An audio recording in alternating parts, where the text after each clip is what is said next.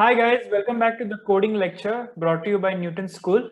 So if you have not yet watched the previous videos, I will highly recommend to watch the previous video wherein we discussed about what is a constructor and what are its types. Also before that, we have discussed about the features of object-oriented programming. So going further in this object-oriented programming course, we will be discussing what is inheritance. So before starting today's video, I would like to tell a note about Newton School. So Newton School is a net tech company which prepares you for a career in tech. So it will have a lot of courses on full stack developer, and once you get a job and your job is 5 lakh CTC more, then you will be asked to pay for it. But until then, you can register for free. So it is a really great initiative and it will help and benefit a lot of students. They have recently started a new section called Launchpad, wherein there will be crash courses from the scratch. That is, anyone who wants to learn any programming language or any new tech from scratch, they can learn. So this video will also be there in Launchpad section, as you can see in the Newton School website. All right, and this ID also will be there once you register, so please do register and have a check on this website. So let us see what is inheritance. Okay, so I will remove all this code here.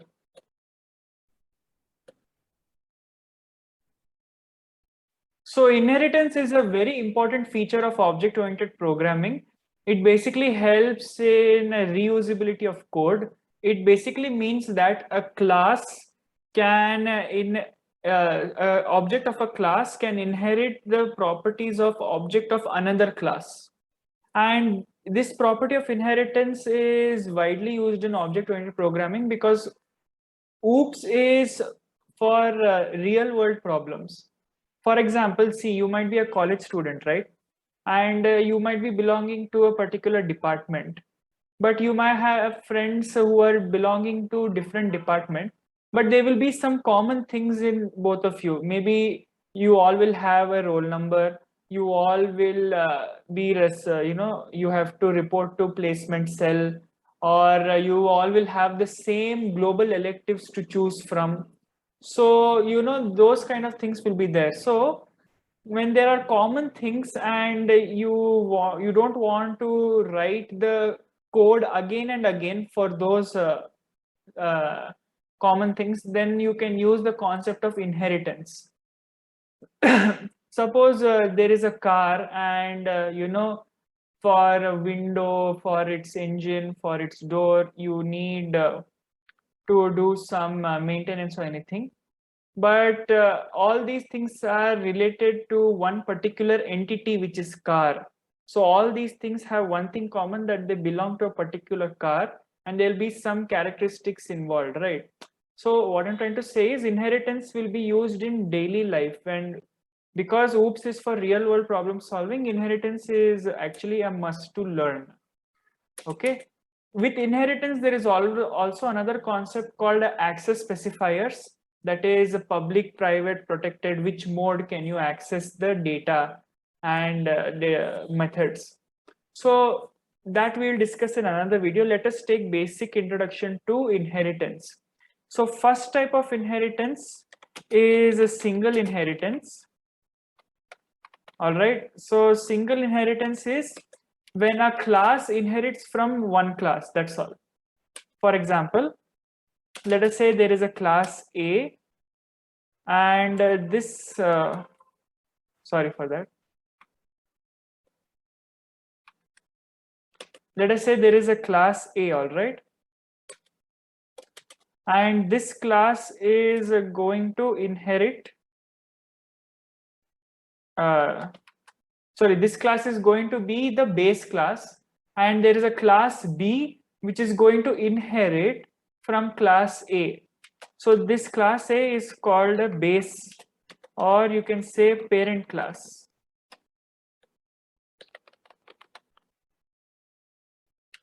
And this class is called derived class, or you can say child class. It means that all the properties in the base class can be accessed by the derived class object, provided that all the access mode is public. What do I mean by that? That means we can access the data members and methods outside the class also. So we are assuming till now everything is public only. Although it won't be public always, we'll have private, protected, different access specifiers. But for now, let us assume only public is there. So how do we code single inheritance? So let us say there is a class called animal. Okay, let us say there is a class called animal, public we have to write. And let us say void print something. Okay, and let us print that animal is base class. And actually we will not make an object of class animal. We will not make object of class animal. What we'll do now, we will make another class called human and let it inherit. What will it inherit? It will inherit the class animal. It is inheriting the class animal. Okay. How is it inheriting? It is inheriting it with public mode. That means it can access all the members and methods. Fine. Here what we'll do, we'll say cout. This also will be public only.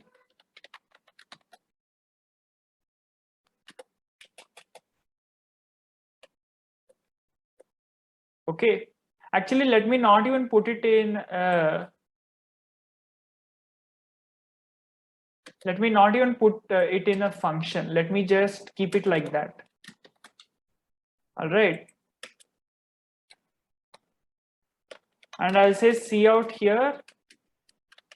Human is derived from animal.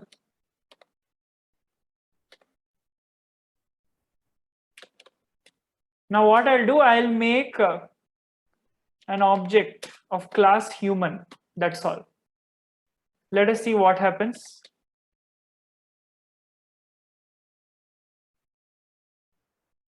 So we got error. So we can't write cout like this. So I think you will have got to know what is the error here. See, we cannot write cout like this. It should be inside a function. But if we don't want to make a function, we can do one thing. We can just make a constructor. So what is going to happen is when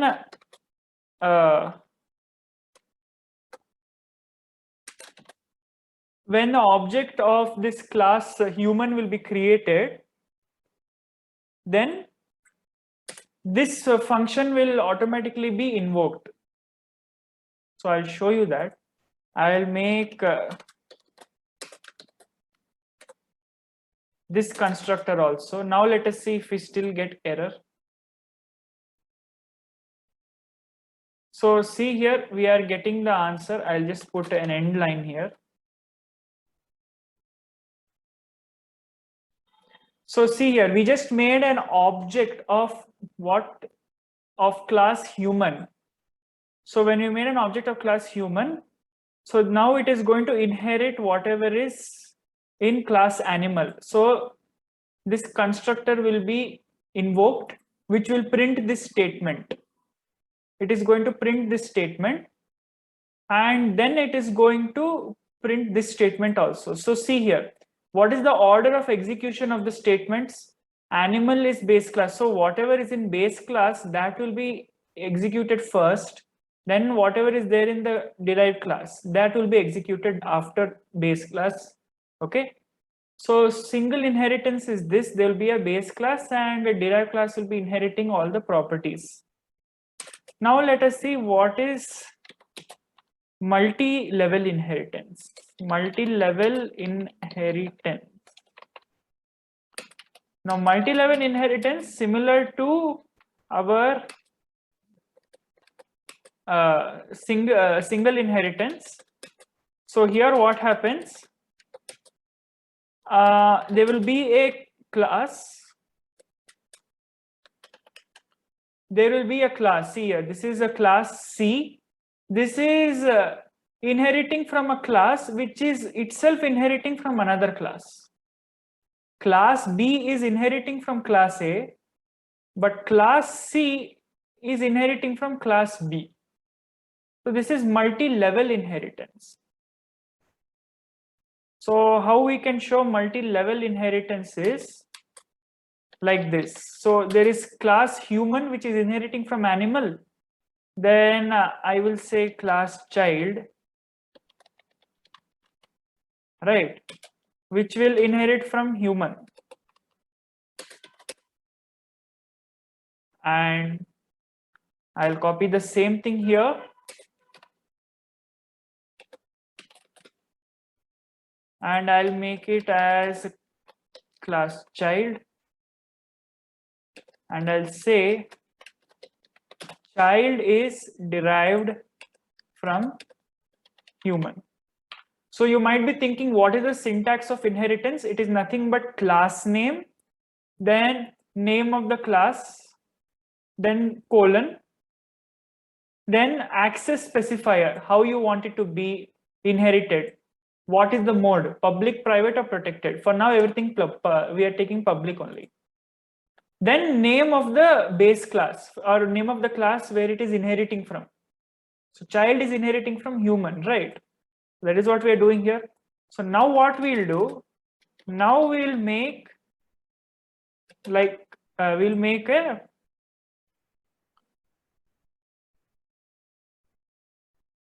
so I think I need to put endl here. We'll make an object of class child.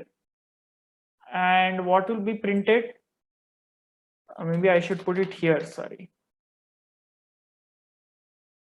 So see here, animal is base class, human is derived from animal, child is derived from human.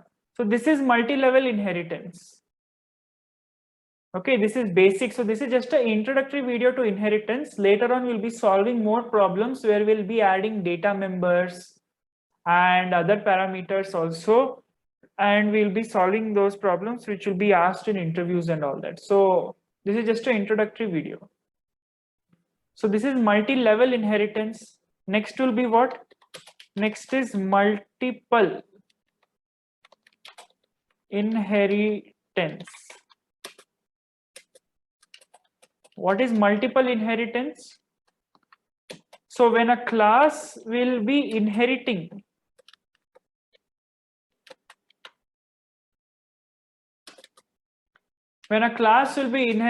from multiple base classes. So see here,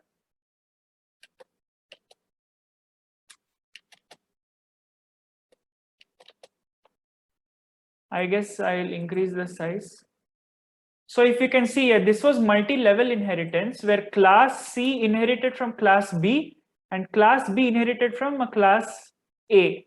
But look at here, multiple inheritance. Class C is inheriting from both class A as well as class B. So there are more than one base classes which are being inherited by a single class. So how to execute multiple inheritance? So here for this class child, what I'll do, public human is there, right? So it is inheriting from human. So what I'll do, I'll make it inherit from animal first. And then I'll say public human. Now let us see what will be the output. So see here, we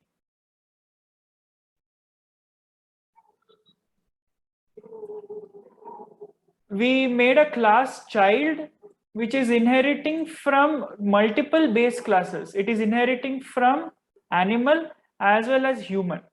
But the reason why this animal is base class is being printed, because human is also being inherited by animal. So I should actually, you know what, I should give a this thing comment here. Now let us see what will happen. Now there is an error here. So because class human itself is not there, so I should not comment the entire thing. Instead, what I'll do, I'll just make a class called human. I will not make it inherit anything.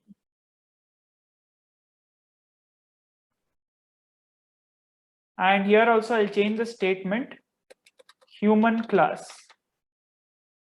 So it will be more easy to understand. Or I'll make it base class. So what exactly happened here? I made a class child. It is inheriting from two classes, human and animal. So human and animal are two independent classes now. Human is not inheriting from animal anymore. See, look at this example. There are two independent classes A, B, and C is inheriting from both of them. You can see this now. I've tried to make it like an arrow symbol, but I'm not able to get it. So just visualize it. C is inheriting from A and B. So this is like class A, okay, animal. So this is like class A, this is independent, and human is also independent. So this is like class B, and class child is like class C, which is inheriting from both class A and B. All right. So if you observe here, there was an order in which the statements are printed. First, this statement is printed, animal is base class, then human is base class is printed. Then finally, whatever is there in our class child, that is being printed. So why is that? So look at here, what is the order of inheritance? First animal, then human. That is why first whatever is there in animal class, see, animal is base class, that will be printed first, then human is base class will be printed. So in case of multiple inheritance, the order of execution of the statements will be first the inherited classes in which order you have written, the user has written the inheritance, that order, all those statements will be executed. At the last, whatever is written in the child class will be executed. So for example, instead of animal here, if I give human, and instead of human here, I am going to give animal, let us see what will happen. See here, human is base class is printed first, then animal is base class is printed. Finally, child is derived from human. So I should actually say child is derived from human and animal. That will be much better to understand. So I hope you are able to understand this. This is multiple inheritance. Next, let us see hierarchical inheritance. So what is hierarchical inheritance? Hierarchical inheritance is when multiple classes inherit from the same class, same base class, like this.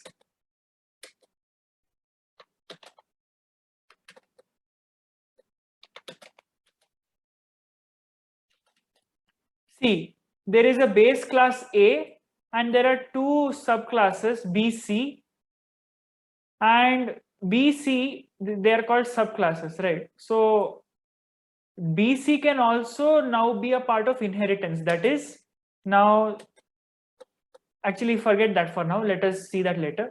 So B and C are inheriting from the same class. Multiple classes are inheriting from single base class. Okay, so that is hierarchical inheritance. How to implement that for you now? So I should write it like this.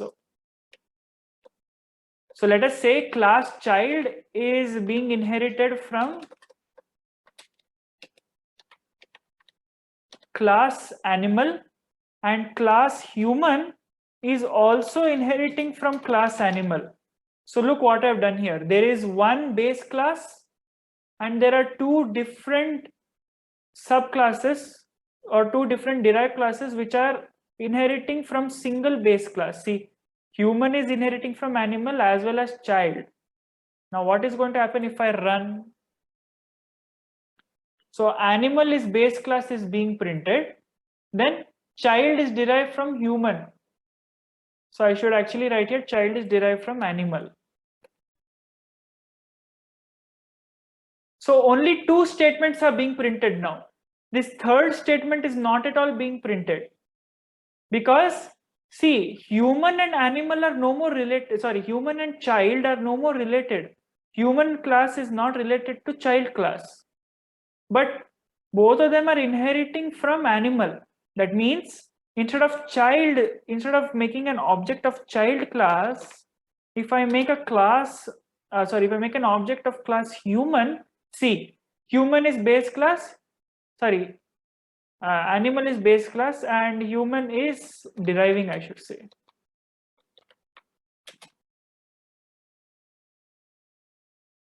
So animal is base class, human is deriving class.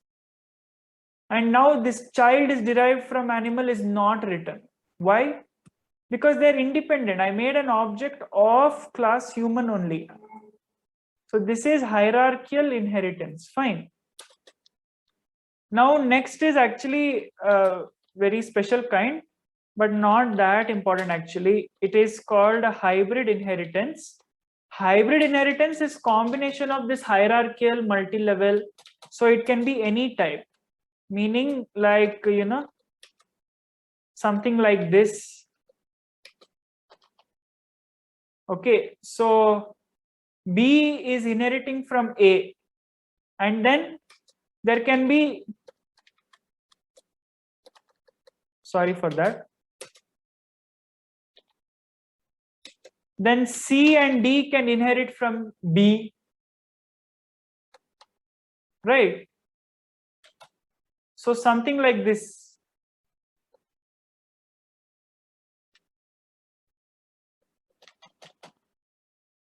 So this is an example of hybrid inheritance. Multiple things can happen. It can be a combination of two or more kinds of inheritance. All right. So I hope you're able to understand with these live coding examples. I hope you got the basic understanding of inheritance. What are the types? Single, multi-level, multiple, hierarchical, hybrid. 5 types. 4 are more important. The first 4 are most important. Okay.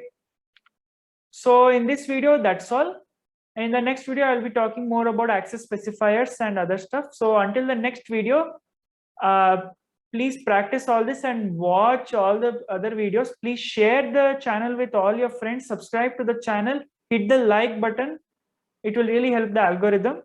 And you can also visit the Launchpad section for quizzes and assignments and other mentor guidance. All right. So until the next video, just keep practicing and stay tuned. Bye.